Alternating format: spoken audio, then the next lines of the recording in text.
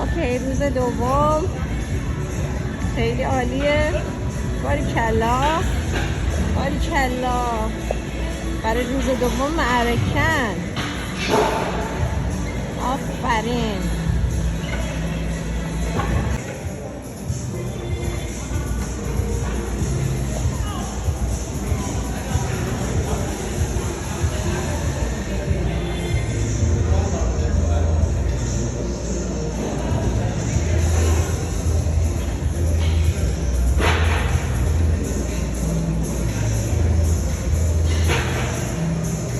ورزش برای یه گردن درد، شونه درد، یه مقدار این پاها از سطح زمین بالاتره، سر پایینه.